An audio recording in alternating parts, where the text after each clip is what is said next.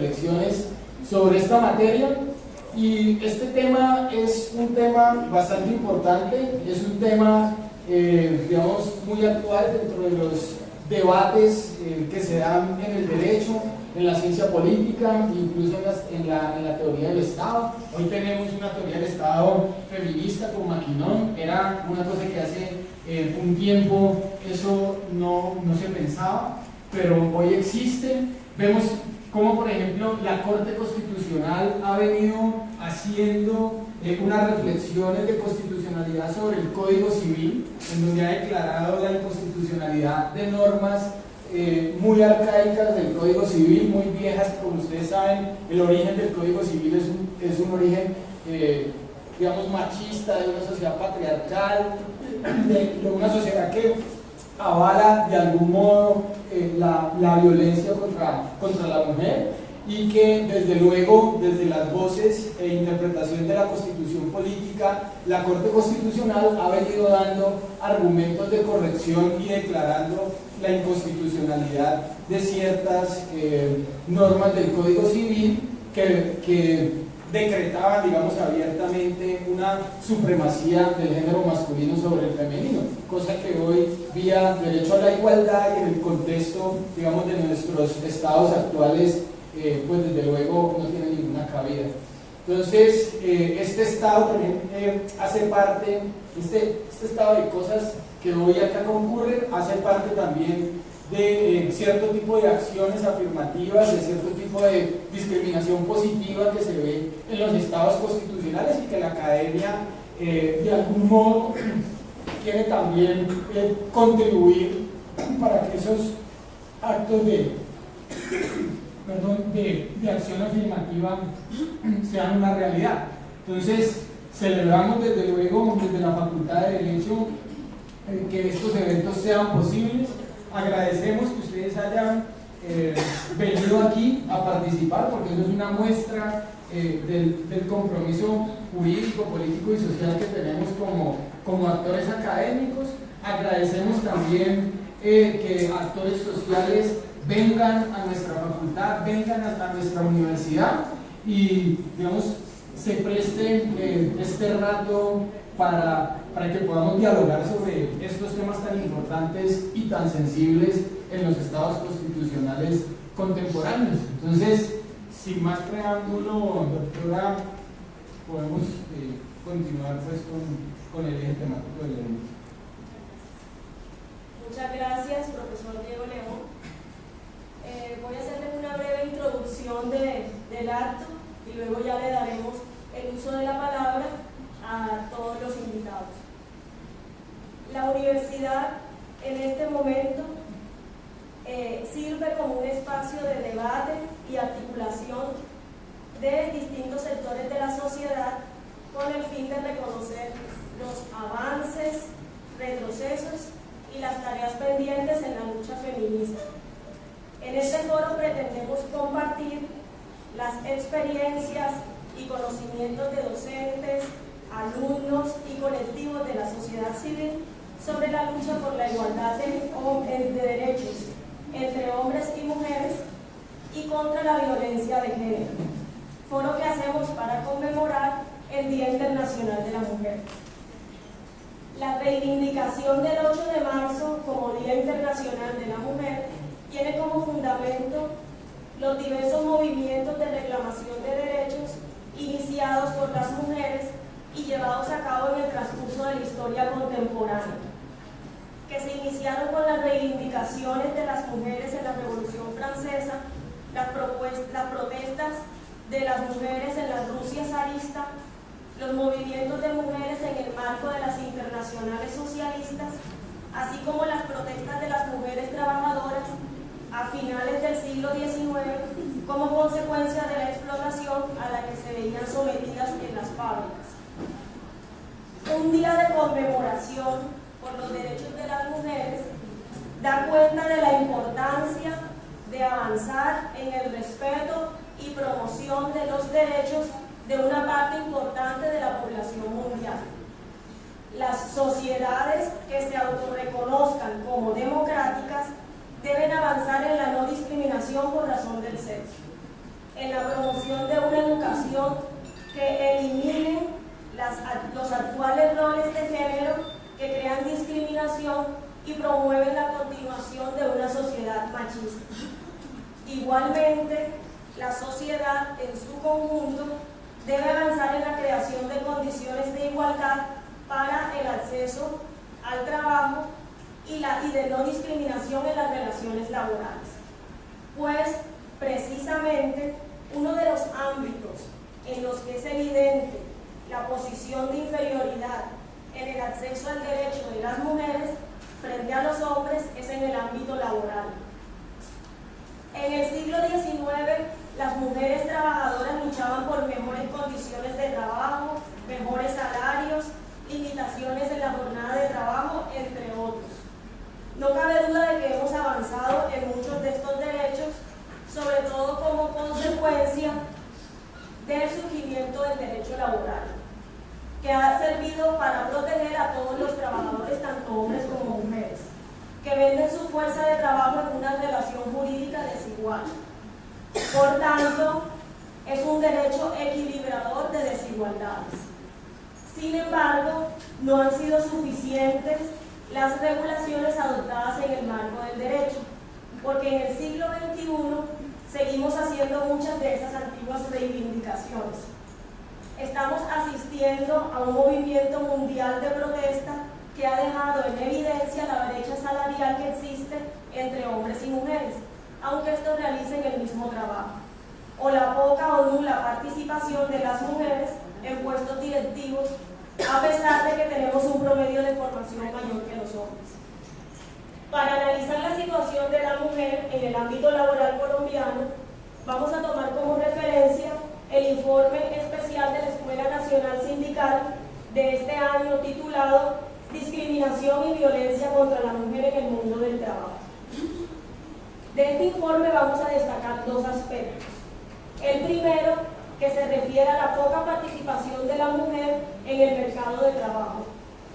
Las dificultades de las mujeres para ingresar al mercado de trabajo y mantenerse en el empleo están relacionadas con obstáculos como los roles de cuidado en el hogar asignados culturalmente a la mujer. Por ello, tenemos para 2017 una tasa global de participación que mide el número de personas económicamente activas en relación a las personas en edad de trabajar, que fue del 54,4% para las mujeres, mientras que para los hombres fue del 74,8%. El segundo aspecto del informe que podemos destacar consiste en la brecha salarial. El informe señala que para el año 2016 la diferencia de ingresos salariales entre hombres y mujeres fue de 19 puntos, es decir, las mujeres ganaron el 81% del salario de los hombres. En promedio el salario de los hombres fue de 1.051.359 pesos y el de las mujeres de 854.328 pesos. Todo esto a pesar de que tenemos una ley que fue aprobada sobre igualdad salarial en el año 2011, pero lastimosamente solo se reglamentaron los aspectos de los criterios salariales a tener en cuenta en las empresas el año pasado. Sin lugar a dudas, en el mundo del trabajo se presentan muchas discriminaciones. Hasta ahora solo he señalado algunas. Y precisamente para ahondar más en el análisis de esta situación, vamos a escuchar a la profesora doctora Adriana Buitrago Escobar, quien es profesora del área de Derecho Laboral y Seguridad Social de esta universidad.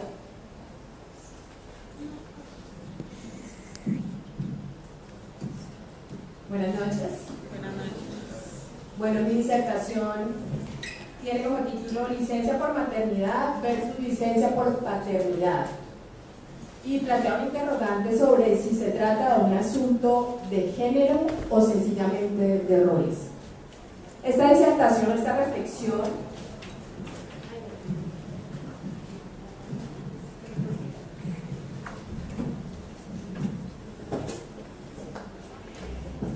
la idea de esta presentación o de esta disertación es hacer una reflexión acerca de esos derechos que tenemos las mujeres en razón de la maternidad y que sencillamente no se reconocen a los hombres. Digamos que más que hablar sigue victimizando a la mujer, es un tema más de equidad de género, es un tema más de una revisión legislativa frente a los cambios normativos. A propósito del incremento de las semanas de descanso remunerado a partir de la ley promulgada en 2017, que incrementó a 18 semanas de descanso remunerado por maternidad, en Colombia, a través de un proyecto de ley que venía estancado en el Congreso de la República por más de 3 años.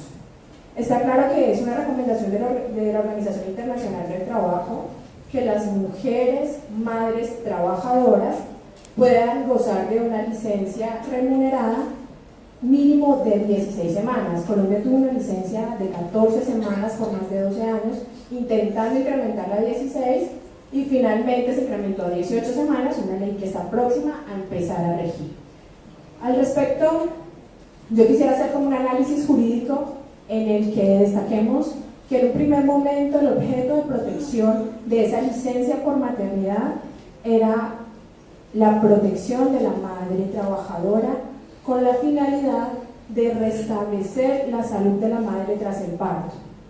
Con el trasegar del tiempo, la norma se actualiza y el legislador entiende que nuevas formas de constitución de familias como la adopción o el acogimiento de menores hacía parte también de ese proceso de integración familiar y que en esos casos también era necesario hacer un reconocimiento de licencia por maternidad.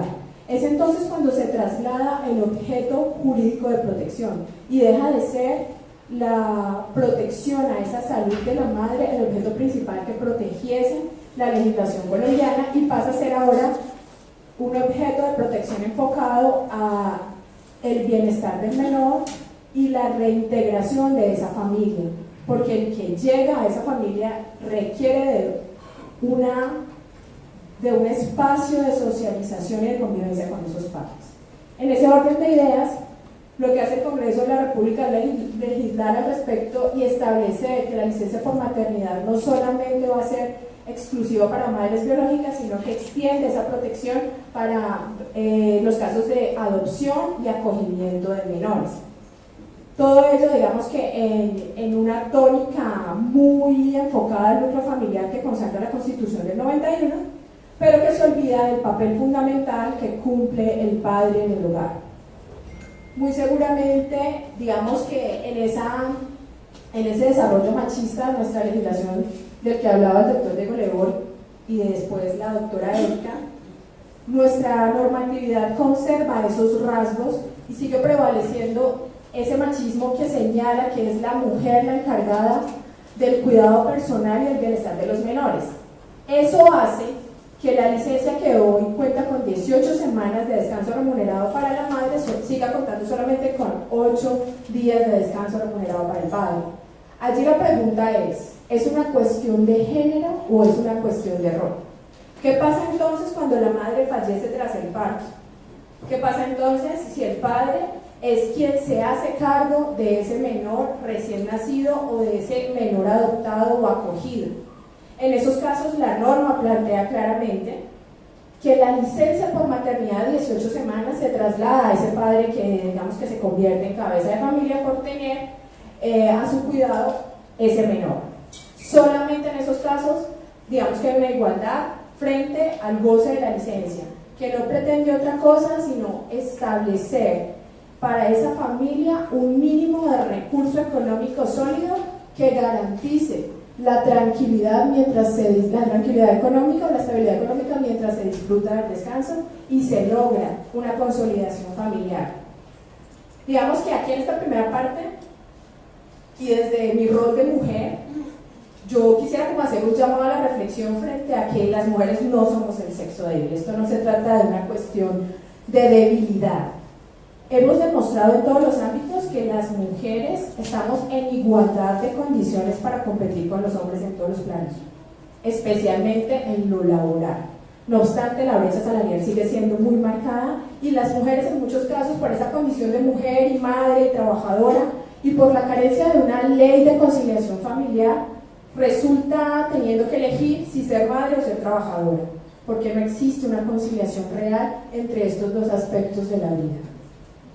La pregunta es, ¿el padre no puede hacerse cargo del menor?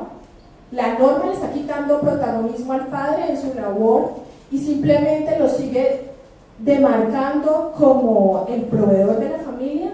Y si es el proveedor de la familia, ¿por qué el padre no goza de fuero de paternidad laboral? La mujer goza de estabilidad laboral reforzada por maternidad, que entre otras muchas cosas pasa de ser una protección estatal, legal y constitucional a convertirse en una barrera de acceso al empleo. Las cifras del DANE señalan que la edad fértil de la mujer en Colombia está alrededor de los 27 años, que es exactamente la misma edad en que las mujeres alcanzamos la plenitud en el ámbito laboral. Es entonces en ese momento donde las mujeres se encuentran ante la disyuntiva de o ser madre o ser trabajadora. Y tener que conciliar esos dos aspectos de la vida sin que haya un apoyo por parte del padre, que solamente puede disfrutar de la licencia por paternidad 8 días. ¿Por qué 8 días? Porque claramente para la norma, para nuestro legislador, sigue siendo la madre quien se tiene que ocupar del bebé. El papá no tiene que hacer nada, solamente tiene que llevar el dinero. Y en ese orden de ideas resulta contradictorio pensar que si el papá solamente es un proveedor y la norma lo sigue considerando desde un aspecto de vista muy machista, muy tradicional en la historia y en la idiosincrasia colombiana, la norma lo sigue considerando el proveedor. No obstante, no tiene sentido que no goce de una estabilidad laboral reforzada que le permita contar con una estabilidad en su empleo, que a su vez va a ser la forma de proveer a su familia un mínimo vital. Bueno, finalmente yo quiero concluir señalando que lo que requerimos como sociedad es una reestructuración mental. Reescribir nuestra idiosincrasia y permitirnos valorar los roles personales, sociales, económicos, culturales y profesionales que apunten hacia una verdadera igualdad de género, pero una igualdad en todos los sentidos, no solo desde la victimización de la mujer en sus diversos roles, sino también en la equiparación de tareas y deberes de hombres y mujeres dirigidos hacia una misma finalidad, que no debería ser otra sino el bienestar común. Desde el núcleo familiar, que como todos sabemos está considerado como el núcleo fundante de la sociedad. Muchas gracias.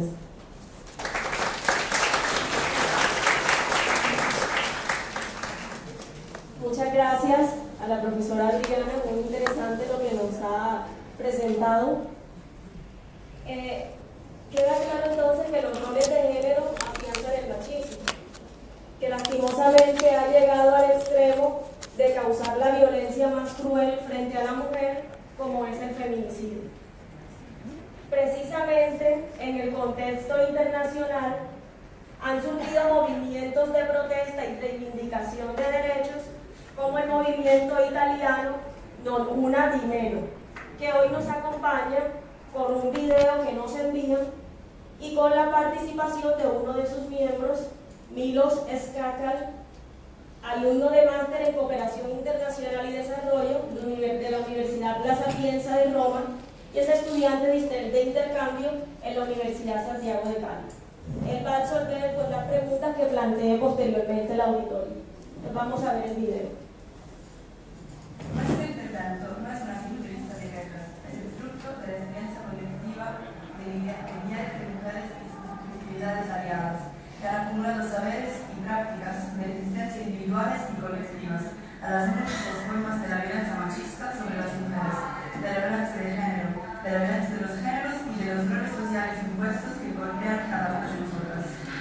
Las hermanas argentinas nos han enseñado este grito, ni una menos. No una mujer matada o maltratada de más, cierto, pero esto no es bastante.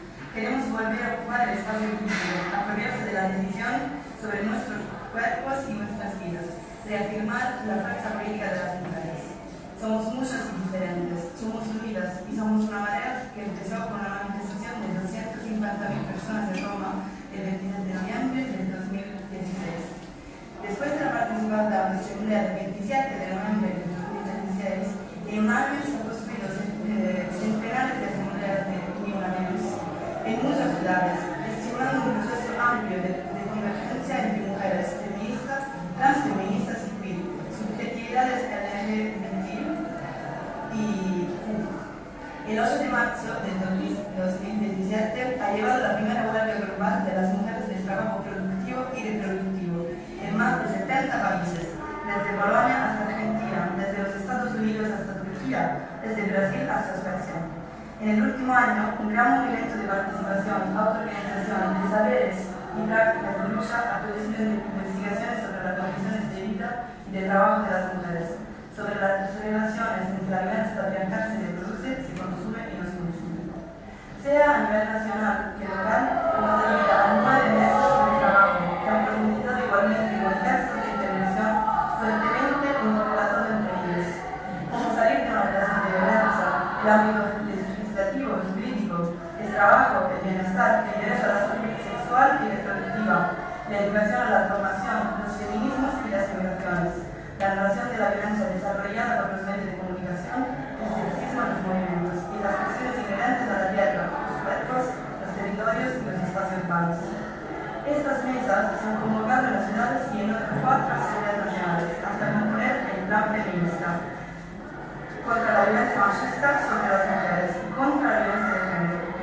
Este plan de vida y ayuda es un instrumento de lucha y de comunicación, es un documento de propuesta y acción. Este plan pide a cada uno y una de posicionarse a partir de sí mismo, de ser parte de un proceso de transformación radical de la sociedad, de la cultura, de la economía, de las relaciones, de la innovación, para construir una sociedad libre de la violencia masculina y de género. Este plan sirve para afrontar la violencia neoliberista que produce desigualdades sociales, explotación, precariedad, paro forzado, trabajo gratuito y mal pagado, disparidades salariales, segregación laboral y todas las condiciones que lesionan materialmente el derecho de las mujeres a autodeterminarse, exponiéndolas a una situación de mayor vulnerabilidad frente a la violencia masculina. En particular en Europa, las políticas de austeridad y de reducción del bienestar público, además de las reformas que siguen con esos dictados a nivel nacional, obstaculizan los recorridos de autonomía de las mujeres, agravando las discriminaciones sociales, culturales y sexuales. Todavía, el tema de la reproducción social, o sea, de todas las actividades dedicadas a la regeneración y la cura de la vida, es una cuestión central adentro de nuestro plan. Un problema que tiene que concernir la sociedad entera y no solamente a las mujeres y su presunta disposición al destino natural, a estas mismas actividades, como desde siempre ha querido el patriarcado y como el neoliberalismo está probando a reafirmar con fuerza. Nuestro plan se basa, por tanto, sobre los principios del feminismo y el transfeminismo, pues sobre los principios de la autonomía, de la interseccionalidad, de la autodefensa, de la prevención, de la multidisciplinaridad, de la solidaridad y de la justicia social. La autodeterminación de las mujeres y de las subjetividades LGBT, el valor sobre una presunta misión biológica de las mujeres y de esas subjetividades que de hecho nos victimizan. Significa desvelar la dimensión política de la violencia masculina y de género. Queremos autonomía y no asistencia. Con nuestra lucha, complicidad, unicidad y ayuda común, con nuestra inteligencia y nuestra fuerza, nos vamos a tomar todo lo que les corresponde, no más ni menos.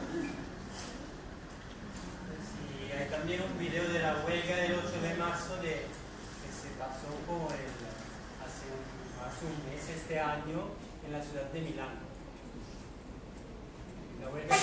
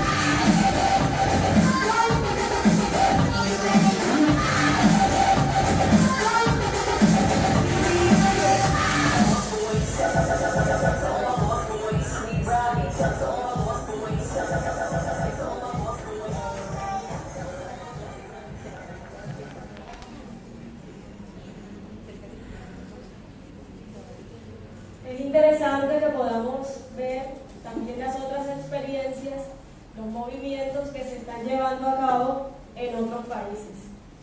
Y lastimosamente, la violencia contra la mujer es una de las peores manifestaciones de la sociedad machista, debido a que muchos hombres se consideran con derechos sobre ellas, al punto que las ultrajan y las matan, es decir, nos matan.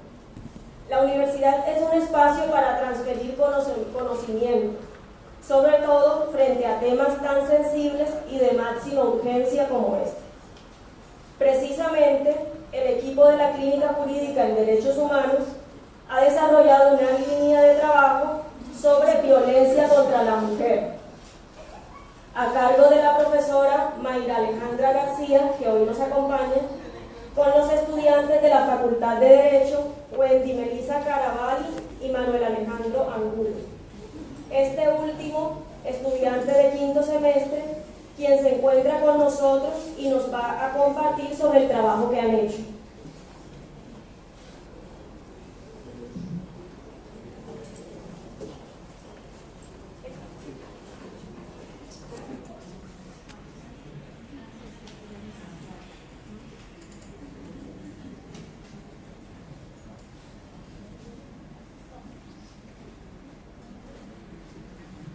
Bueno, buenas noches,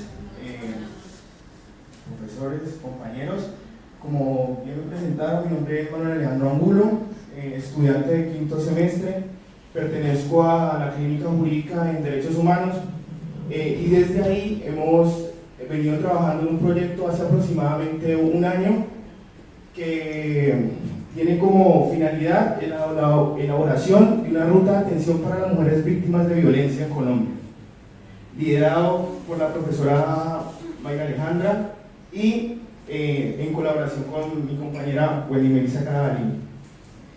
En principio, y para darle justificación a todo esto, pues tendríamos que encontrar un problema en nuestra realidad social, y el problema es que las mujeres son permanentemente víctimas de violencia en Colombia. No es cuestión nomás de abrir un periódico o de comunicarse con un allegado, un vecino, para enterar de la realidad que no nos hemos permitido como sociedad cambiar. Y aquí va la crítica. Desde el punto de vista social, tienen que haber más manifestaciones diferentes a las legales para que se produzca un cambio entre nosotros, y que aquellas cifras que son desde luego estremecedoras en temas como la violencia contra la mujer puedan cambiar, y pues que procede a realizar una denuncia pública por medio de redes sociales y posteriormente acude al sistema acusatorio. ¿Cuál es el problema en concreto? ¿Cuál es la cuestión? ¿Cuál es la crítica? La crítica real que se quiere hacer desde la Clínica Jurídica es que la legalidad o los presupuestos legales que les anticipo, el marco legal colombiano en materia de protección, sanción y prevención de los derechos de la mujer víctima, está bastante consolidado y es coherente con el sistema internacional, pero ese sistema va en contravía, por ejemplo, de las cifras. Un ejemplo sería el feminicidio. Un año antes de la promulgación de la ley teníamos aproximadamente 820 casos de feminicidio. El año de su promulgación se produjo algo que las instituciones le llaman victorias tempranas. Se redujo y hubieron aproximadamente 690 casos de feminicidio en Colombia. Posterior a este año, en el 2016, la cifra ascendió a 730, y el anterior año, en el 2017, fueron 950 mujeres, una cifra escandalosa a todas luces. Entonces la pregunta es, si existe un marco legal sólido y coherente con el sistema internacional o con los estándares internacionales, ¿cuál sería la respuesta? Y la respuesta no se puede dar de ningún otro lado, sino es de la academia. Y esa es la propuesta de la Clínica Jurídica. Entender que si desde luego la legislación es importante para cualquier sociedad, la situación de la mujer pasa por la cultura, y la cultura se puede modificar a partir de la pedagogía, es decir, podemos obtener nuevas realidades sociales cambiando nuestro espectro cultural. ¿Cómo? A partir de la pedagogía. Es decir, surge la necesidad de establecer estrategias pedagógicas que vendría siendo el objetivo general de nuestro proyecto, de la cartilla, es establecer una estrategia pedagógica práctica y efectiva. El marco legal, tenemos en principio el artículo 43 de nuestra Carta Política, que en líneas generales señala una igualdad de hombres y mujeres en oportunidades en todos los ámbitos de materia social. Posterior a eso tenemos una convención, la Convención Belén du Pará, ratificada por la Ley 248 del 95 y posteriormente por la sentencia de salud, y se termine realizando una denuncia, por ejemplo, en la Fiscalía. Después elaboramos en compañía de mi compañera Wendy 4 diseños de ruta. Evidentemente no son nada buenos, pero fueron propuestas para el respectivo diseñador, que se iba a encargar de elaborarlos de la mejor manera. Una de las características que queremos que tenga esta cartilla es que, como bien lo mostré en los casositos, digamos, la violencia contra la mujer transcurre en todos los rangos de la sociedad. Había una niña, es decir, no respeta, digamos, el rango de edades. Había personas con condiciones materiales favorables, con condiciones materiales desfavorables. Entonces teníamos que, la condición es elaborar una hoja de ruta que le sirva o que comprenda todas las mujeres posibles, o sea, la mujer tanto analfabeta como la más intelectual. Esa es nuestra propuesta. Y elaboramos 4 hojas de ruta que serán presentadas al respectivo diseñador y en efecto pues elegirá la que mejor. Posterior a eso vamos a desarrollar las conclusiones. En principio vamos a decir que el marco jurídico en el ordenamiento jurídico colombiano es coherente con los estándares internacionales, como bien lo mencioné, y pues tiene una solidez consistente con las necesidades de las mujeres en este país.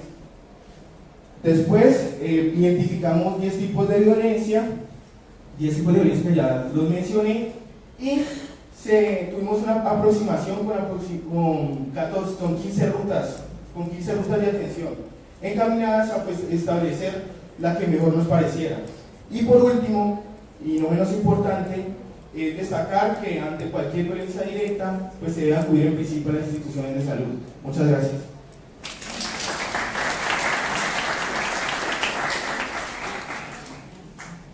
Muchas gracias, Manuel. Interesante entonces ver cómo desde estos espacios académicos nos estamos acercando a la realidad y proponerle herramientas a las personas, en este caso las mujeres víctimas de violencia, para que luego puedan acudir a la institucionalidad y saber cuál es la ruta precisamente que deben seguir para ser atendidas en los casos en que sean víctimas de violencia. A la igualdad de derechos entre hombres y mujeres parece ser ese objetivo de la lucha por los derechos de las mujeres. Sin embargo, algunos sectores se plantean de forma crítica si este de verdad es el objetivo. Al respecto, la profesora doctora Diana Restrepo Rodríguez, profesora de Derecho Penal de esta universidad, nos va a exponer sus planteamientos sobre los peligros de la igualdad. Gracias. Bueno, lo primero es que no son mis planteamientos, pues, sino de otras personas que recojo, pero con los que sí estoy de acuerdo. De hecho, quiero empezar con una aclaración, es que como la invitación que se me hizo no era una conferencia, sino un foro en donde la idea es que haya una discusión, pues voy a presentar la postura que yo comparto, no es la que yo haya creado, y no una exposición, digamos, una respuesta que busca generar una reflexión para ampliar de qué se trata el tema que proponía. Sería creer que lo contrario es la diferencia y no la desigualdad. ¿Esto por qué? Porque uno de los grandes peligros que se han concretado, o sea, no es solo un peligro, sino que es ya una evidencia del fracaso, es que en la búsqueda de la igualdad, sobre todo por parte del movimiento feminista, de varios sectores del movimiento feminista o de los movimientos feministas, buscando la igualdad se ha negado la diferencia entre mujeres y hombres, y pues ahí ya para el sector del que estoy hablando y con el que me identifico, pues se pierde totalmente el rumbo y se generan un montón de desastres para las mujeres en lugar de beneficios. Entonces, no, devuélvete que no. Por eso la frase de lo contrario es la diferencia y no la desigualdad. Es decir, cuando se habla en contra del discurso de la igualdad, como vamos a ver se propone desde un sector del feminismo, no se está negando la importancia de la igualdad en ciertos términos, pero sí se está diciendo que cuando se pide igualdad se está pidiendo una lucha contra la desigualdad, pero no considerar que no somos diferentes. Ahora sí. Y eso lo recoge muy bien una frase de una pensadora que representa este tipo de pensamiento, que es una italiana también, Carla Lonzi, cuando dice la igualdad es un principio jurídico, mientras que la diferencia supone una realidad existencial. Como principio jurídico, y pues aunque ese no es el tema principal, pero estando en una facultad de Derecho hay que mencionarlo brevemente. Como principio jurídico, digamos, ninguno de los movimientos está en contra de la igualdad que obviamente debe ser entendida como lo entiende nuestra Constitución y como ya se expuso. Bueno, esto ya lo dije, pasa. Bien, entonces en la realidad que encontramos, pues ya lo vimos, ¿no? Las cifras que nos dieron, me la anoté porque no la recuerdo con exactitud, pero bueno, las más de 900 mujeres asesinadas en el año 2017, pues ya son una de esas realidades. La desigualdad en el ámbito laboral también es otra de esas realidades, pero hay muchas otras, y el signo de interrogación allí les invita a pensar a cada uno de ustedes, y también a cada uno de ustedes, de qué se trata esa desigualdad real.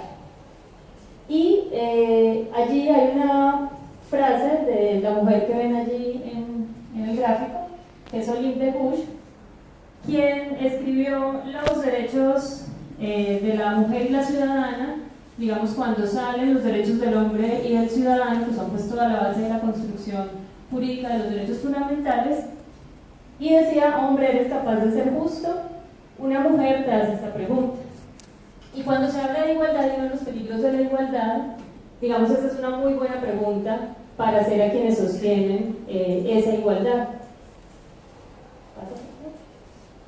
Y la misma Olympe de Gouges es una muestra, digamos, en su existencia y sobre todo en su muerte, o en su asesinato más bien, de cómo la igualdad puede ser tergiversada y ha sido históricamente tergiversada, cómo las demandas de igualdad de las mujeres realmente han sido utilizadas por el sistema patriarcal para atacarnos aún más y someternos aún más, como le pasó a Olympe de Gouges, quien, diciendo como sale allí, no devuélvete, entre comillas, si la mujer puede subir al cadalso, también se le debería reconocer el derecho de poder subir a la tribuna. Obviamente ella estaba haciendo un reclamo, pues es una de las primeras mujeres del movimiento sufragista, para poder obtener el derecho al voto. No estaba queriendo decir que ella debía ser guillotinada. Sin embargo, esa fue la respuesta del sistema. Le dijeron: muy bien, usted está pidiendo igualdad, a las mujeres tradicionalmente no las sometemos a la guillotina, ¿sí? Porque reconocemos su debilidad, etc. Pero si usted quiere la igualdad, bien pueda, le cortamos la cabeza como a cualquier hombre. ¿Sí? Entonces, ante este tipo de situaciones, surge dentro del feminismo, que obviamente, o de los feminismos, porque hay muchas versiones, un movimiento particular que es el del feminismo radical de la diferencia, que rescata esa concepción de la importancia de la diferencia. Allí entonces tenemos, pues obviamente estoy yéndome solo a lo fundamental, pero hay unos conceptos claves como la diferencia sexual. Esto ha tenido muchísimas críticas, me imagino que ahora en el debate va a surgir algo de ahí, a lo que también se han dado múltiples respuestas, pero sí hay una base desde lo sexual, reconocer que biológicamente hombres y mujeres partimos de los hombres hacia las mujeres, sino en primer lugar y de manera muy especial entre nosotras mismas. De allí que surjan conceptos tan importantes como la sororidad y como la confianza que se debe construir entre las mujeres. Para no pasarme el tiempo, aquí simplemente pues algunas autoras reconocidas de esta corriente de pensamiento, y más que de pensamiento, de actividad política y privada obviamente, como Virginia Woolf, pues en un primer lugar una de las, digamos, iniciadoras, aunque no se reconociera con este nombre, como Lucy Garay, Annie Leclerc, Audre Lorde, Carla López, Bocha, bueno, muchas chilenas que han seguido esa orientación. No menciono ninguna colombiana porque abiertamente no hay ninguna autora colombiana que se reconozca dentro de este grupo. Pasa, por favor. Y finalmente, pues, como la idea es que se abra un poco el debate, hay aquí 3 frases, las voy a leer para que las vayan pensando y en torno a eso quizá más tarde podamos debatir. La primera es de Andrea Franolic y dice, sí, es la primera: el sentido primario de la radicalidad de la diferencia descansa en la irreductibilidad de nuestra diferencia sexual. Eso quiere decir en el hecho evidente de que tenemos un cuerpo sexuado en femenino en nuestro caso. Ese dato irreductible es radical, porque la palabra radical significa etimológicamente raíz, lo que podemos interpretar como origen. Margarita Pisano, en cambio, dice: las mujeres somos extranjeras de la civilización de los varones. Vivimos en ella, pero no se nos ha tenido en cuenta en su creación más que para instrumentalizarnos. Y la tercera: podemos separar y distinguir el hecho de nacer mujeres del otro hecho, el revestimiento simbólico, ideológico y material de lo femenino que padecemos. Y aquí, para terminar, una aclaración que es también fundamental del pensamiento del feminismo radical de la diferencia, y es que la construcción femenino-masculino es una construcción también patriarcal, que encierra realmente un monismo, es una imposición que se ha presentado pues tanto a hombres como a mujeres, y no es una construcción de lo que es ser mujer, porque eso pues históricamente nunca lo hemos podido hacer, pues ya que nunca hemos tenido el poder para poderlo hacer. Muchas gracias.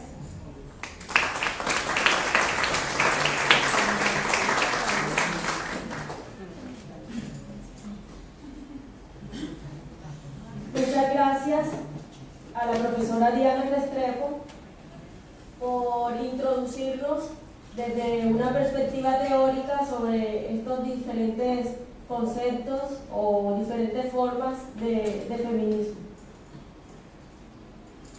Si algo parece quedar claro es que la sociedad necesita transformarse, y en esa transformación también juegan un papel los hombres.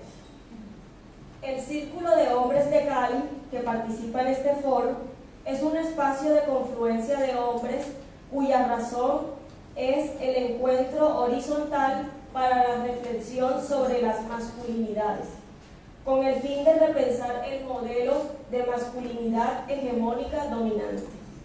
Están con nosotros en el foro Daniel Esteban Mesa Bedoya y Harold Leder Valencia Olivero, quienes nos van a contar sobre sus objetivos y experiencias.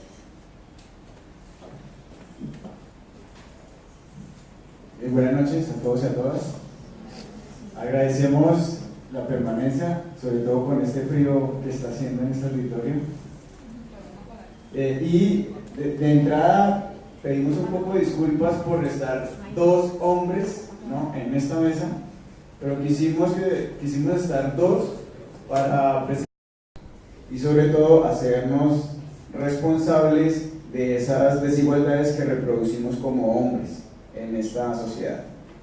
El Círculo de Hombres es un colectivo de hombres de diversas partes de la ciudad, con diversos orígenes, con sexualidades diversas también, que nos movemos en la ciudad para reconocer también las desigualdades que existen a nivel económico y estructural, para reconocer las realidades de cada compañero que vive en cada sector de la ciudad, y sobre todo para intentar difundir lo mejor posible este cuestionamiento que hacemos del patriarcado desde nuestra historia como hombres. Despatriarcalizar nuestros cuerpos. Esa despatriarcalización tiene que ver también con una mejor relación con nuestra corporeidad. Los hombres raramente en un espacio colectivo se abrazan, se tocan, se brindan afectos, se brindan masajes o ese tipo de cosas. Son muy pocos rituales. Nosotros intentamos que en esas vivencias romper con esos esquemas. Porque al final de cuentas, esas son las barreras que también nos impone este patriarcado, y sobre todo porque esta imposición de este modelo patriarcal de lo masculino, también las experiencias vivenciales de cada 15 días nos generen mayor conciencia sobre el autocuidado, sobre los derechos sexuales y reproductivos, consolidar en nuestras relaciones una justicia de género. Y periódicamente nos encontramos, periódicamente programamos estos talleres vivenciales.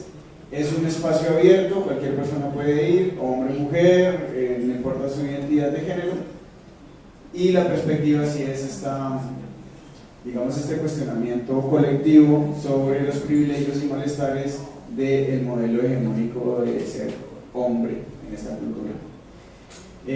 Ha pasado, digamos, ya 4 años en el que ha habido muchas transformaciones de este colectivo.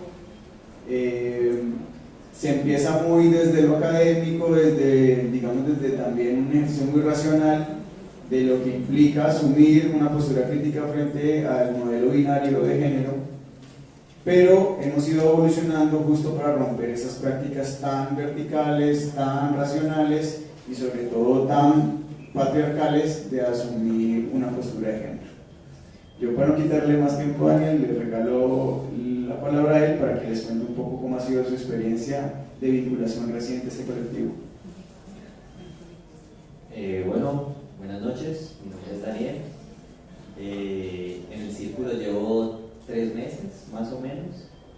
Me gustó mucho 2 preguntas que hace la última ponencia, y es con relación a: hombre, ¿eres capaz de ser justo? Y me parece muy bonito porque el círculo lo primero que me hizo pensar es: bueno, ¿yo cómo soy injusto? ¿Sí? Porque lo primero que pensamos los hombres es que yo no hago nada. ¿Sí? Yo nunca hago nada. Como que caemos en ese nadaísmo todo el tiempo. ¿Sí? Pero en las cosas del día a día empezamos a ver cómo ese nada se convierte en políticas. ¿Sí? Por ejemplo, cuando se habla de la primera exposición de: no, es que al padre le dan 8 días. ¿Sí? Porque es que el padre no tiene que sentarse a hacer la comida, sentarse a hacer el aseo, pararse a hacer el aseo, y diversas cosas, como que eso queda ahí en el: no, es que eso ya está determinado.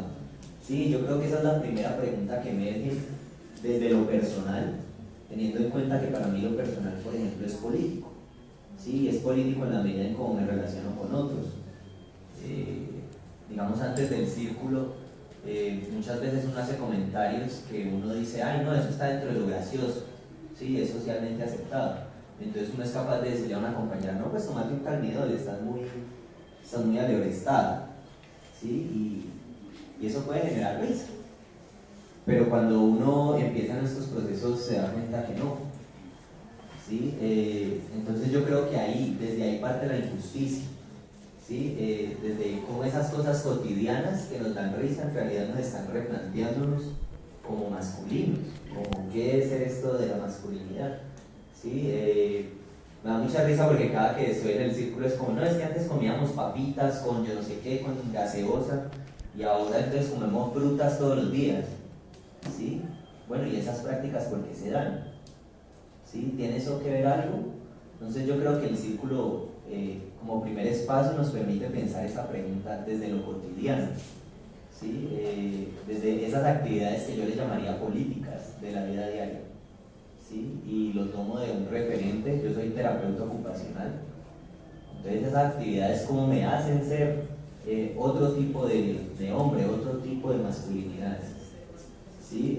Y desde la experiencia muy personal, el hecho de levantarse todos los días, hacerte tu desayuno, ¿sí? Saber que te tenés que levantar 1 hora antes, ¿sí? Que era lo que te estaba reponiendo la persona con la que vivís, y que por lo general es mujer la que hace ese tipo de cosas. O sea, replantearse todo eso en términos del tiempo, eso cambia definitivamente la dinámica de ser hombre, de ser masculino. Y digamos eso en términos de los encuentros, como que cada encuentro te va permitiendo precisamente eso, ¿sí? Y no solo, digamos, en las labores del hogar, sino, por ejemplo, en las relaciones con tu pareja, ¿sí?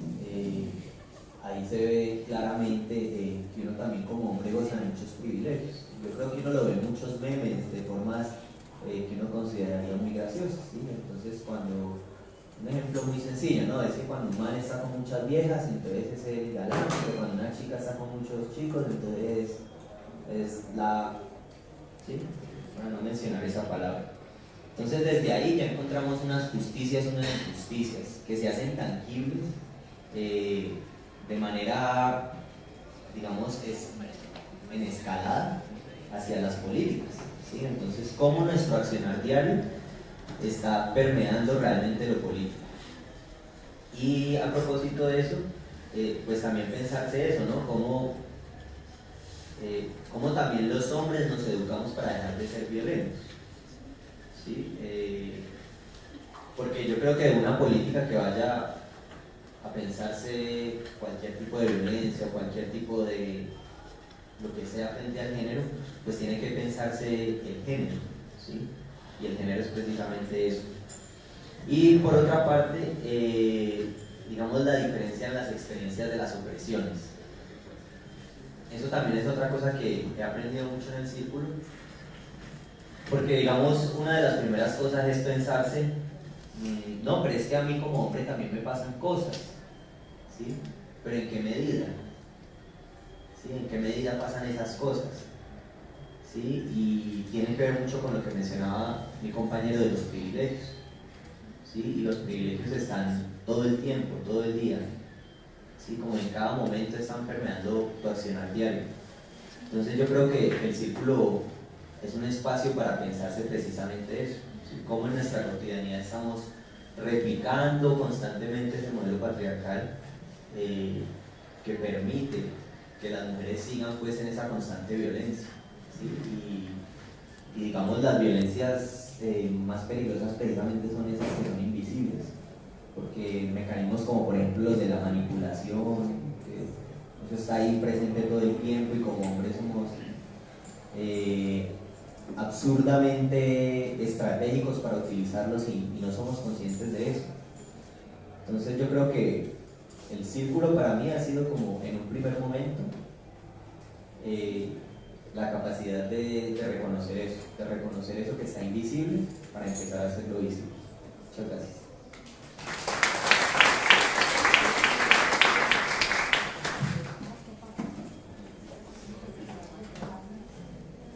Muchas gracias a Daniel Esteban y a Harold Leder por contarnos su experiencia en el Círculo de Hombres de Cali.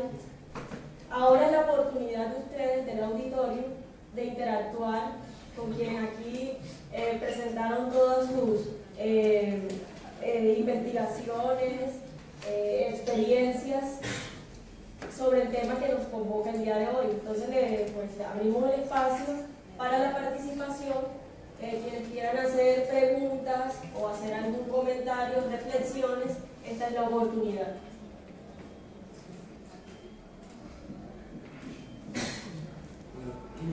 Buenas noches para todos. Soy un convencido de que socialmente tenemos una deuda hacia las mujeres por todas las situaciones complejas bajo las cuales han desarrollado su papel en la sociedad. Y soy partidario de que esta lucha por sus derechos de igualdad frente al sexo masculino se dé en todos los ámbitos. No obstante, en la parte penal soy crítico de ello porque estamos poniendo en esferas diferentes la vida de un hombre y la vida de una mujer, puesto que desde el mismo momento en que se establece el feminicidio como un tipo penal, las sanciones son más fuertes cuando se mata a una mujer que cuando se mata a un hombre. Entonces estamos poniéndonos cada vez más socialmente rótulos diferentes y me pregunto entonces, en Colombia, cada que sucede una situación que es relevante socialmente como los casos que mencionaron, entonces acudimos a crear normas que endurezcan penas y en ese momento tenemos el homicidio y el feminicidio, cuando realmente la vida es una sola, la del ser humano. Entonces, en la medida en que la sociedad avanza y con los, digamos hoy en día con la lucha de los derechos de la comunidad LGTBI, el día de mañana entonces ¿qué nos espera tener también? Una estratificación diferente, una normatividad diferente para quien mate una persona que pertenezca a esa comunidad. considero que la vida es una sola y no debería tener estigmas y unas sanciones discriminatorias dependiendo de su condición sexual. Entonces, mi punto de vista al respecto. Bueno, frente a eso, alguien de la mesa, le pasamos primero a Yara. Bueno, lo que pasa es que por mi postura personal, lo que es abolicionista y por ende no estoy de acuerdo con el uso para nada del derecho penal, digamos desde una perspectiva técnica es que así no funciona el derecho penal, porque el derecho penal protege bienes jurídicos diferenciando las agresiones y por ende decir que toda la vida es igual, pues entonces solo podría haber un único delito contra la vida cuando hay numerosos delitos contra la vida tutelados de manera diversa según el tipo de agresión. Y en el contexto del feminicidio, la pena mayor se explica, bueno, que es una pena mayor solo legal, porque en términos reales no es así. La pena mayor se explica por la mayor vulnerabilidad del bien jurídico vida de las mujeres cuando el motivo para asesinarles es el hecho de ser mujeres.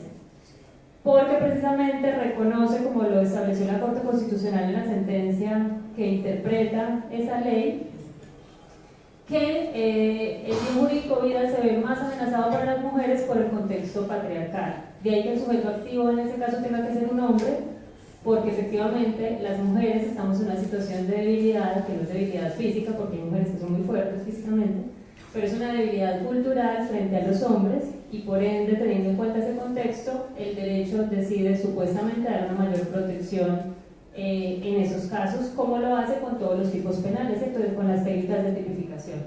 En todo caso, eso no es real porque de una interpretación sistemática del tipo de feminicidio, como ya varios autores lo han adelantado y autoras, desafortunadamente ya hay un fenómeno de captación en donde, si bien la tipificación de ese delito se da por la lucha de sectores feministas, por la manera en que es redactado, pues realmente, diciéndolo en términos muy coloquiales, es un golazo a esos movimientos feministas, porque con una buena defensa, es decir, los hombres feminicidas que tengan dinero obtienen penas menores con mayor facilidad que bajo el sistema jurídico anterior.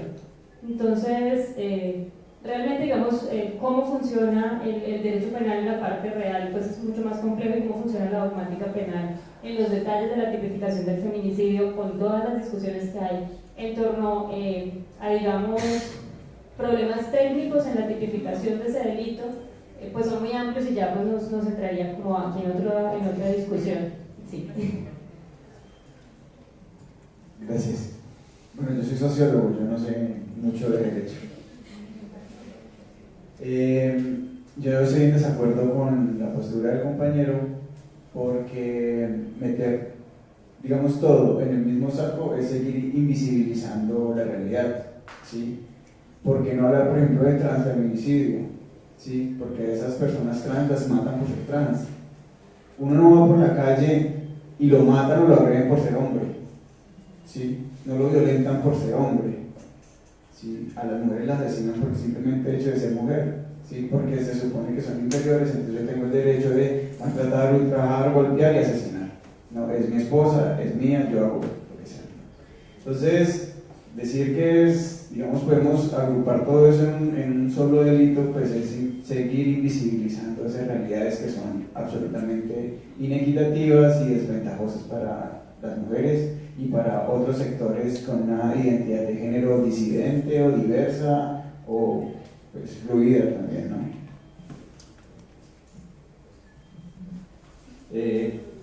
Yo también haría una pregunta con relación a por qué pensamos en la severidad de esa culpa, ¿sí? Pero por ejemplo nadie se ha pensado en la flojeza, por ejemplo, del Estado para responder a la educación real de los hombres, para ser otro tipo de hombre, ¿sí? O sea, como que también estamos viendo solo una parte de la moneda, ¿sí? Y cuando pensamos, por ejemplo, no, es que cuando las mujeres son víctimas, entonces enseñémosles, por ejemplo, derecho, ¿sí? Y porque a los hombres no les enseñamos a no matar, ¿sí? Porque es que es una realidad, ¿sí? El feminicidio se constituye de eso, de que un hombre mate a una mujer por el hecho de ser mujer. Entonces yo creo que si nos vamos a pensar todo eso, pensémonos como desde todas las caras de esa moneda, porque es importante pensárselo desde ahí para poder empezar a generar esa equidad, ¿sí? Y lo otro es que y lo hablo también a través, por ejemplo, de temas como el de la discapacidad, pues hay unas realidades que quedan en una equidad, ¿sí? Si usted pone en toda la ciudad, por ejemplo, escaleras, pues entonces ¿cómo va a hacer una silla de ruedas a algo tan simple como cualquier servicio, ¿sí? Entonces, precisamente es eso, cómo visibilizamos esas realidades que parecen invisibles, ¿sí? Y lo pongo desde ahí porque para mí es ese ejemplo, sino por unos ejercicios del poder. Y hay un evidente ejercicio del poder donde los hombres estamos acá y las mujeres están acá. ¿Alguien por allí había... Ana? Un poco haciendo un énfasis, yo desde mi punto de vista, yo pienso que ya el trato no digamos tan discriminatorio, sino comienza a generarse una cierta apatía hacia las mujeres. Yo creo que desde el mismo momento en la educación en la casa, ¿por qué? Porque a muchos hombres nos educan, me excluyo de ese grupo, porque en mi caso no fue así. Nos educan con la mentalidad de que no hagas esto porque esto es de mujeres, tú no lavas la loza porque eso es trabajo de mujeres, yo no plancho porque eso es de mujeres. Entonces yo pienso que desde la casa se comienza a menospreciar el papel de la mujer, como a darle un lugar de que no, la mujer es más débil, la mujer tiene que quedarse en la casa. Y yo creo que la educación debe comenzar por ahí. Retomando otro punto, desde el punto de vista penal, como lo dijo mi compañera hace rato, yo pienso que sí debería ser un poco más estricta la ley penal con el caso de los crímenes de las mujeres, con el caso de la violencia femenina. Por lo menos en el caso de mi país, de donde yo vengo, de Venezuela, hay una ley especial que se llama la Ley Orgánica del Derecho para una vida libre,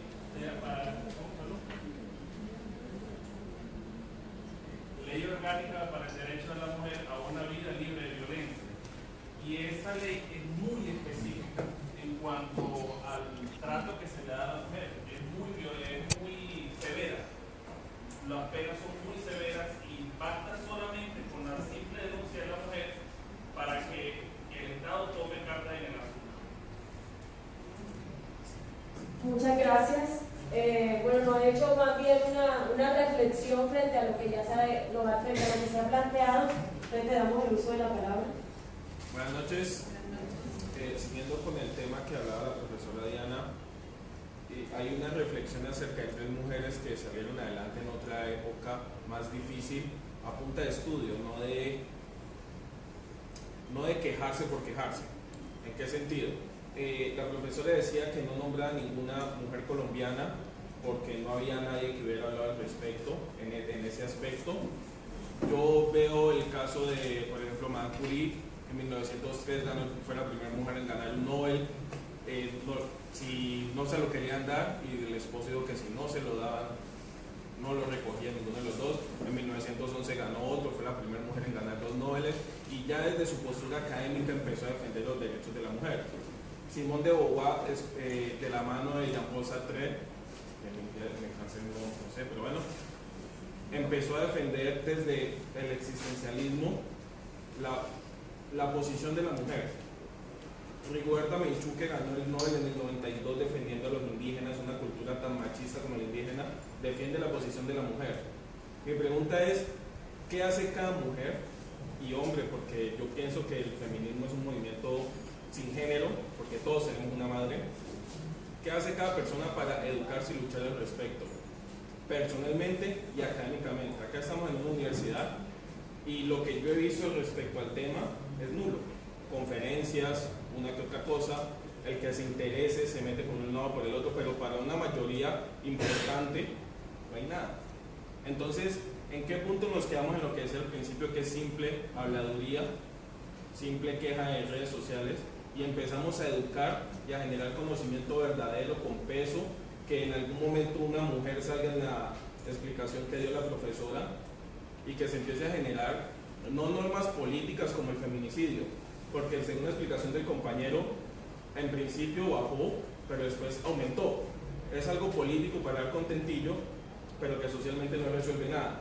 Entonces, ¿en qué momento vamos a dejar de fijarnos o de caer en embobamientos y de verdad que las personas se eduquen y luchen por lo que es correcto, por lo que debería ser? Eso pienso yo, como decía el señor de allá, viene desde el hogar y se fortalece con la educación académica.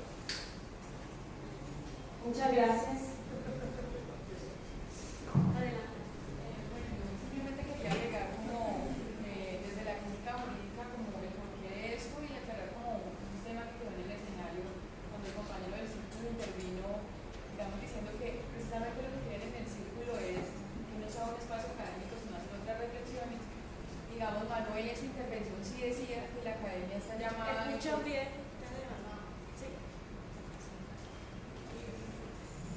Que Manuel desde la reflexión decía que precisamente es la academia la que está llamada a eso.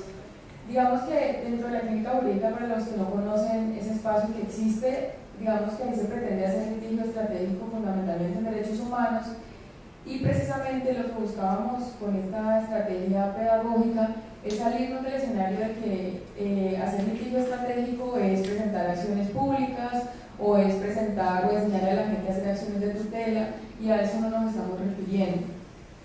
Hay muchas formas de hacer litigio estratégico, a veces incluso con solamente poner en el escenario la dificultad y el problema ya estamos haciendo litigio estratégico. Hay veces perder un caso ante una corte es una forma de hacer litigio estratégico, porque el solo hecho de colocarlo en el escenario de política y que la gente empieza a pensar como hoy estamos pensando y preguntándonos sobre estos temas ya es importante. Entonces, volver a la academia es precisamente entender que hay muchas personas que ni siquiera hay veces a los abogados nos cuesta entender esas técnicas de las que hablaba la profesora Diana para poder entender por qué el sistema penal no funciona, porque era mucho más garantista, digamos, de una u otra forma tratar el homicidio como un agravante y no como un feminicidio, por todas las multiplicidades que tiene eso en la dogmática penal. Es que nosotros entendemos que hay que llegar y el derecho ya está creado, las normas ya están, pero tenemos que acercar a la gente a su comprensión. Entonces, el tema de la ruta no es hacer una ruta más de las 15 o 20 que ya existen, no solamente por instituciones públicas, sino también por organizaciones de la sociedad civil, sino que cuando una mujer se sienta golpeada, además de pensar que si voy y denuncio quién me compra la comida, con quién dejo los hijos, es que en realidad sepa que el Estado tiene la obligación de brindarle la garantía. Y el primer lugar que definitivamente ellos deben de visitar no es la Fiscalía General de la Nación, realmente es el tema de salud, porque en esta ruta lo que encontramos es que finalmente cuando una mujer ya ha sido violentada, al final lo más importante va a ser proteger su vida y su integridad. Lo demás de la sanción del responsable es un tema que es una pretensión dentro de la ruta, pero al final lo que más nos importa son ellas mismas. Entonces este simplemente es un primer paso, pero hemos entendido, por ejemplo, que pese a que hay muchas instituciones públicas y que pese a que nosotros tenemos formación en derecho, nosotros nunca le vamos a recomendar a una mujer que sea violentada que vaya directamente al servicio de salud. La vamos a mandar al consultorio jurídico de nuestra propia universidad, a la defensoría pública, donde finalmente no tienen competencia y lo que es peor, no tienen, digamos, la capacidad institucional para dar la respuesta institucional que ella requiere en el momento. Entonces la invitación a través de esta estrategia pedagógica es primero aterrizar el derecho. O sea, ya sabemos que existe, que frente al sistema que tenemos en este momento jurídico relativamente estamos cumpliendo con los estándares internacionales en materia de protección de derechos humanos, pero que tenemos una deuda cultural, histórica y estructural que desde el derecho tenemos que dar, y es cómo les enseñamos a que lleguen a las instituciones, a que reciban la atención adecuada, y lo más importante que creo que nos debe quedar es en el escenario, es en el tiempo oportuno. Porque les voy a contar una anécdota personal. Cuando estábamos identificando, creo que también le pasó a la compañera Wendy y a la otra estudiante que nos acompañaba en su momento, cuando empezamos a identificar los tipos de violencia, yo misma me sentí identificada en varios tipos de violencia, y ni siquiera en muchas situaciones yo caí en la cuenta de que en ese momento estaba siendo víctima de violencia. Entonces, cuando uno tolera una conducta que aparentemente puede resultar menor, y esto es un llamado para las mujeres porque la herramienta es fundamentalmente para nosotras, esperamos compartir muy pronto cuando ya esté el diseño gráfico, es que cualquier persona que ni siquiera pueda leer sepa dónde queda la institución, y gráficamente, aunque tiene unas explicaciones teóricas importantes y unos conceptos claves valiosos, que cualquier persona pueda con esa cartillita meterla dentro del bolso y si ve a alguien en el mío, no sé, llorando y preguntar qué le pasa, no, es que acabo de tener una discusión en mi casa, o es que mi marido no me deja estudiar porque considera que yo solamente sirvo para las labores del hogar, etcétera, que pueda servir de una herramienta y decirle, mire, usted debería acercarse a tal institución a que le presten los servicios de salud. Entonces, como él llamaba a decir que nuestra estrategia desde la academia, digamos, no tiene que ver con volver intelectuales a las mujeres o con hacer un discurso más allá, digamos, de textos académicos, que es nuestra obligación recurrir a ellos, sino precisamente bajar del escenario académico a las mujeres que en realidad lo necesitan y poder acercar el derecho y las herramientas existentes que creemos nosotros es el mejor regalo que les podemos hacer a las mujeres en el día de la conmemoración del Día de la Mujer. Muchísimas gracias.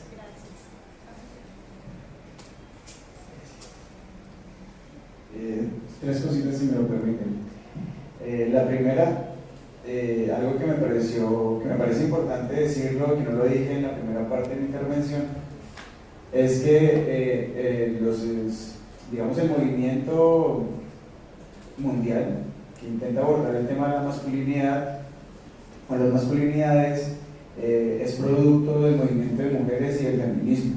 Sí, aquí tiene su origen. Mujeres que empezaron a cuestionarse sobre, bueno, ¿y qué pasa con los hombres? ¿Qué pasa con la masculinidad? Sobre todo frente a este sistema inequitativo en el que estamos.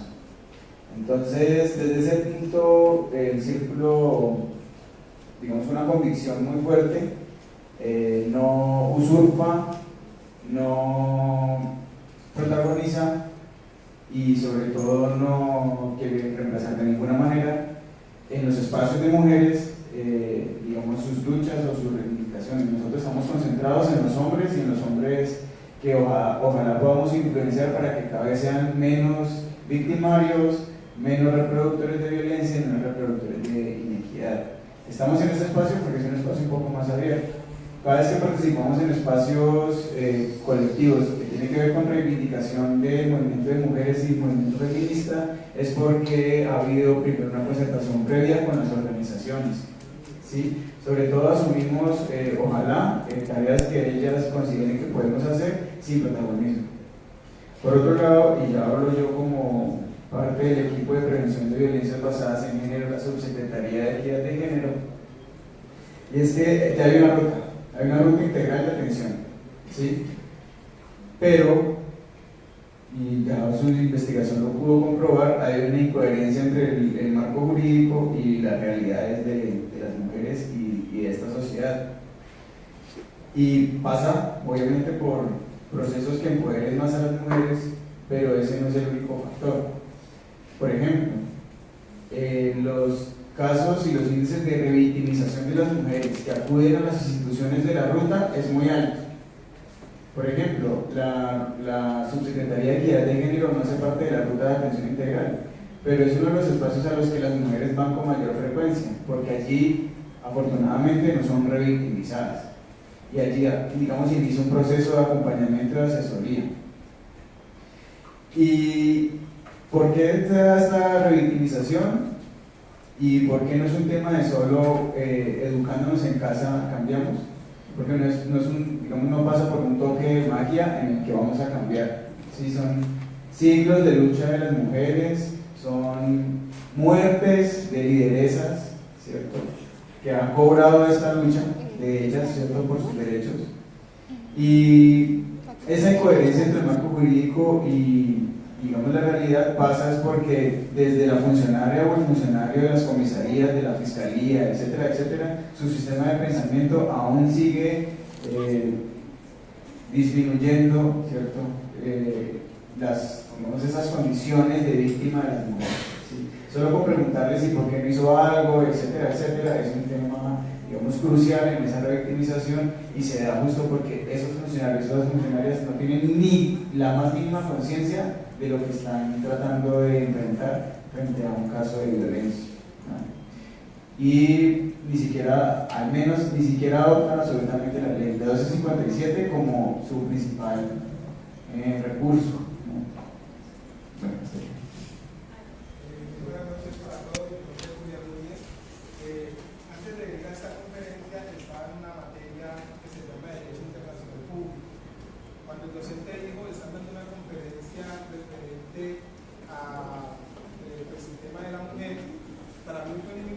salirme de la clase y asistir. Gracias. Fue muy importante salirme de la clase y asistir, porque considero que en este siglo ya hay una equidad de género. Considero que en este siglo ya todo está totalmente nivelado, sino que observo un problema. Observo un problema desde el punto de la historia, porque si no olvidamos, cuando éramos un Estado de Derecho, la Constitución del 86, las cosas eran totalmente distintas, pero el esfuerzo que hicieron aquellos estudiantes con la séptima papeleta para lograr el cambio constitucional que se logró con la Constituyente del 91, hoy se está perdiendo. Hoy se está perdiendo porque el Estado está permeado. El Estado está permeado por la corrupción, el narcotráfico, que fue el pilar pues, más fuerte en su entonces, en los 80, fue como que lo que desbordó el sentido social con el que está creado el Estado, para nosotros. Entonces, debido a eso, pues viene lo que es el microtráfico, que es otra cosa que ahorita está afectándonos. Lo digo porque es que todo depende del mandatario de turno. Hoy en día tenemos una representante que es mujer y vemos cómo las mujeres van tomando poder en ese sentido, porque es que todos pensamos en el poder, no pensamos como seres humanos, como que todos somos iguales, hombre, mujer, población LGTBI, o sea, todos somos humanos, sino que pensamos en que el que tenga el poder es el que tiene que demostrar que son los que mandan. Yo trabajo con mujeres que son muy poderosas, y no es lo mismo decir a trabajar con una mujer que tenga poder en una rama pública a trabajar con una mujer que sea una ama de casa. O sea, no es lo mismo. Desde ahí se ve la diferencia. En ese entonces yo soy inferior a ellas, pero cuando supuestamente estoy al lado de una ama de casa, ella es inferior a mí, supuestamente. Y ese no debe ser el sentido. El sentido debe ser de que todos tenemos que trabajar para que el Estado no siga abusando del Estado, porque es que está abusando de nosotros mismos. Y en la mano de nosotros está de que lleguen los buenos gobernantes a darle el rumbo que merecemos, porque en estos momentos hay una equidad de género, en estos momentos global. Esa era mi intervención, muchas gracias.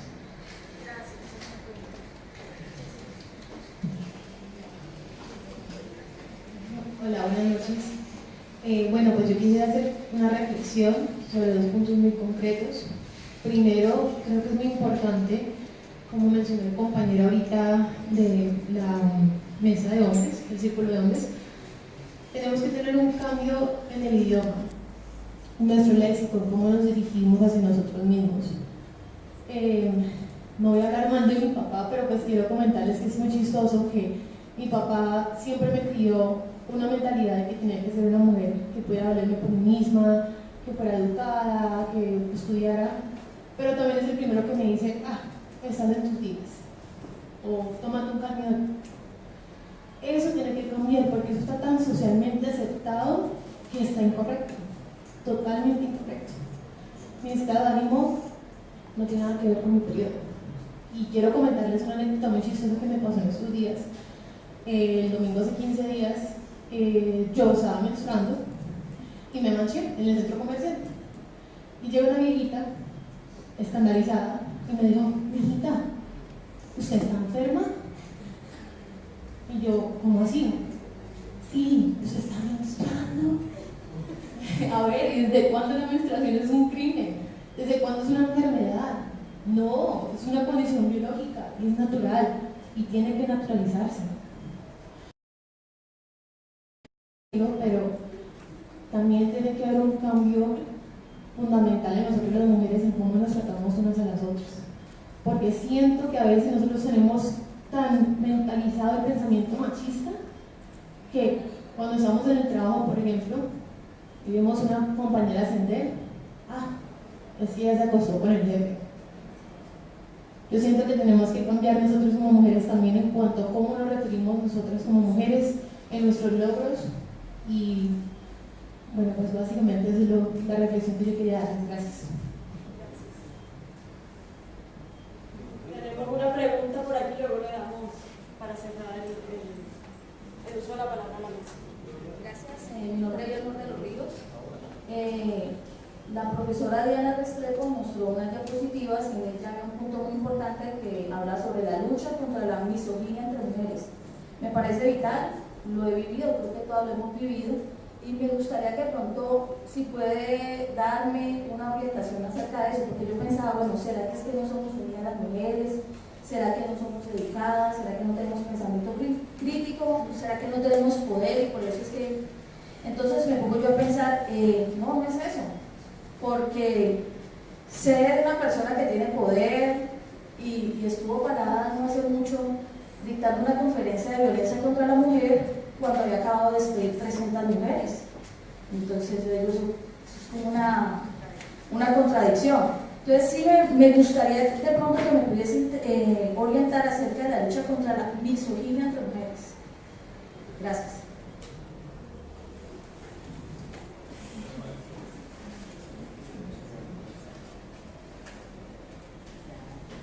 Bueno, tratando de resumir un tema pues, que es muy complejo, digamos uno de los temas más importantes y más trabajados por el feminismo radical de la diferencia, pero luego te recomendaría dos autoras que han trabajado mucho eso y son bastante cercanas, digamos, son contemporáneas, entonces tienen un lenguaje más fácil de comprender para nuestro contexto. Una es Victoria Zenón de León, que es de España, y la otra es Margarita Pisano de Chile. Ambas tienen, digamos, muchos textos que tratan el tema. Por ejemplo, Victoria Zenón, que se llama algo así como Cabeza Moderna y Corazón Patriarcal. No me acuerdo el título exactamente, pero es algo así parecido.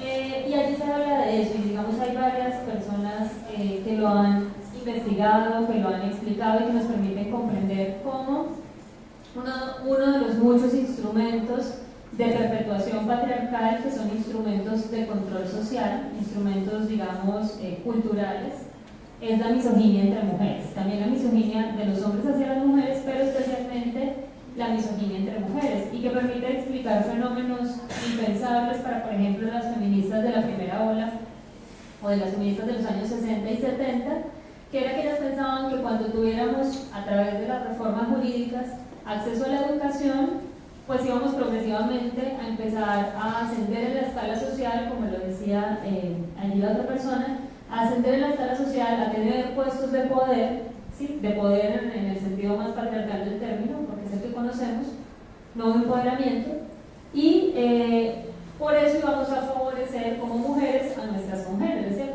Íbamos a ayudar a que otras mujeres ascendieran, íbamos a ayudar a que tuvieran mejores cargos y apoyarnos. Sin embargo, sucedió en la realidad que no fue así. Las mujeres accedieron a la educación, estudiaron, de hecho en la actualidad son más las mujeres que se gradúan de la universidad en todo el mundo, son más las mujeres que tienen, digamos, mejores puntuaciones en distintas pruebas, somos más las mujeres como numéricamente mayoritarias en muchos países, y sin embargo seguimos estando sometidas, porque finalmente quienes siguen eligiendo, quienes ocupan esos cargos de poder, siguen siendo los hombres, y por supuesto eligen a mujeres que por un otro sentido pues les favorecen, y allí se ha estudiado, entre otras cosas, lo que se conoce como el síndrome de la abeja reina. ¿Sí? No lo voy a explicar porque ya se volvería esto muy largo, pero lo puedes encontrar así, ¿cierto? Se ha estudiado y se ha teorizado sobre el síndrome de la abeja reina, y es lo que explica cómo cuando una mujer, lo que decía también Michelle, asciende en el poder, en lugar de favorecer a las otras mujeres, se genera una cuestión de competencia muy despiadada, mucho más que entre los hombres. Y ahí recuerdo una frase muy bonita, un tema muy bonito de Margarita Pisano, cuando ella decía, el patriarcado se puede comprender y podemos comprender por qué no se ha eliminado a pesar de todos los avances que nos han costado tantos, y porque tampoco han sido regalos. A pesar de esos avances, el patriarcado se mantiene, porque si ustedes piensan en una pelea entre dos hombres, una pelea de cualquier tipo, incluso cuando se matan, que es muy común, mucho más que entre nosotras, incluso si se matan, hay un respeto hacia el otro, ¿sí? La violencia incluso tiene simbólicamente unos rituales de respeto entre los hombres. Cuando se mata a una mujer, bien sea por parte de otra mujer o por parte de un hombre, no existe ese, digamos, respeto al contrincante, ni en homicidio ni en ningún tipo de confrontación.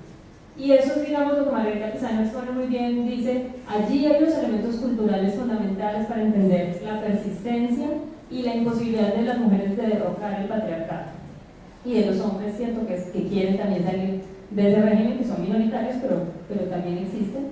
Y hay entonces que pensar en eso, ¿cierto? ¿Por qué se respetan más? Y hay toda una teorización sobre eso, y es un mecanismo, un instrumento cultural que nos hace desde la infancia, desde todo nuestro proceso vital, sentirnos inferiores, vernos como inferiores y sentirnos como una competencia, empezando por ejemplo en el ámbito de la heterosexualidad por la típica competencia por la pareja sexual, amorosa o como se quiera llamar, ¿cierto? Ya desde ahí se empieza una socialización muy temprana en términos de competencia, pasando por cuestiones como el lenguaje y todos los ámbitos culturales. Me gustaría hacer una precisión en cuanto a nuestro proyecto. Nosotros, en principio, pues se dialogó sobre todas aquellas acciones que de una manera u otra, desde la perspectiva social, trastocaban o se manifestaba como una violencia contra la mujer. La revictimización, como bien lo postulaste, de parte de las instituciones administrativas encargadas de su protección fue uno de los temas principales. De hecho, desde nuestra agenda desempeñamos o abrimos espacio a la comunicación con diferentes instituciones. Una de ellas fue la Subsecretaría de Equidad. Tuvimos comunicación con funcionarios de la Fiscalía, así como también con funcionarios de la Casa de Justicia, en aras de identificar cuáles eran los puntos fundamentales de su eficiencia en el servicio. Precisamente se podría encauzar en lo que tú dices. Es un aspecto cultural que funciona en los funcionarios y que precisamente revictimiza a la mujer. Evidentemente, a partir de las conclusiones que estamos próximos a sacar a través de cada una de las entrevistas, estableceremos pues una estrategia también para, de alguna manera u otra, porque creemos siempre que la respuesta es la pedagogía ante esa situación, digámoslo así, fortalecer al funcionario público en materia de atención. Bueno, qué pena tomarme tanto la palabra. No hay equidad de género hoy día, eso no es verdad. El Estado, como el sistema económico en el que estamos, es patriarcal, ¿no? El modelo de Estado en el que estamos es patriarcal, por lo tanto perpetúa los beneficios de los hombres, ¿sí? Y pone obviamente desventaja en todas las expresiones del género que no coincidan con el modelo hegemónico binario, heterosexista y heteronormativo. Y yo, digamos, no discuto eso porque es de la realidad, ¿sí? Por lo tanto, digamos la discusión frente a las luchas, a las reivindicaciones, frente a los derechos, exige una transformación sociocultural muy fuerte que sin duda alguna nos obliga a nosotros los hombres a sernos responsables de nuestras acciones frente a la reproducción de la inequidad, ¿sí?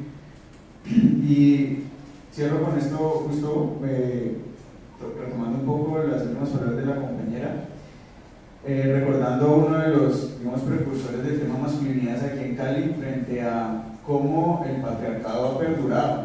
O sea, el patriarcado de hoy es el patriarcado, digamos, en sus expresiones al de siglos atrás, ¿no?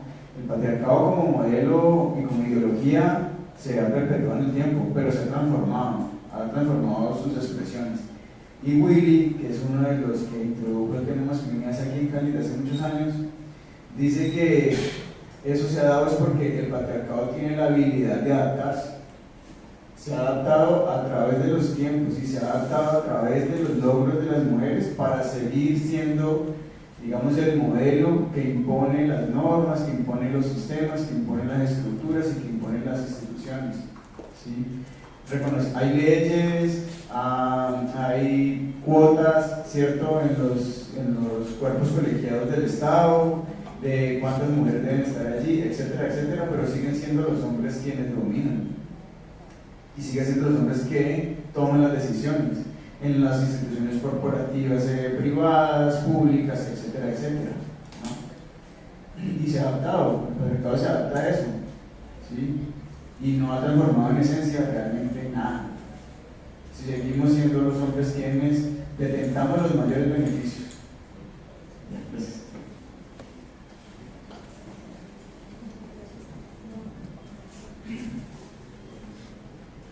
Bueno, ¿alguien más que quiera hacer alguna intervención ya para cerrar? ¿Comentarios, reflexiones? atención. Bueno, creo que entonces este espacio nos ha servido para primero conocer qué se está haciendo en el ámbito académico, cuáles son las corrientes de pensamiento frente al tema feminista y luego qué está haciendo la sociedad civil para empoderarse de este asunto y tratar de transformar la realidad. Entonces, cuando se decía antes que no basta hablar tanto, hay que tomar acciones, creo que ya se están adelantando acciones y aquí tenemos una muestra de ello. ¿Cuántas son suficientes? No sabemos. Lo importante es que desde los espacios en los que nos movemos podamos ir afianzando, ir tocando estos temas para educar en pro de desestructurar este sistema que está llevando a que hablemos hoy en día de falta de igualdad, de inequidad más bien, que hablemos también de violencia contra la mujer.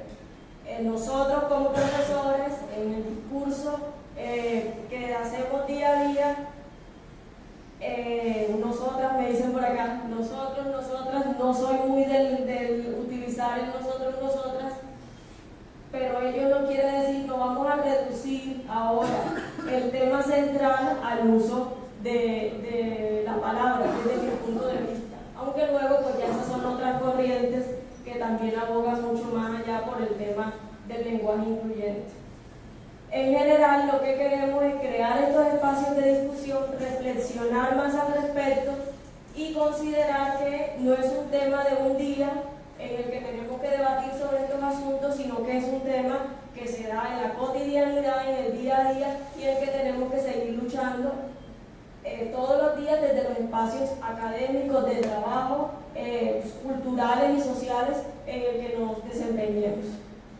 Bueno, muchísimas gracias a todos por su asistencia, a las personas que nos acompañaron en la mesa, al público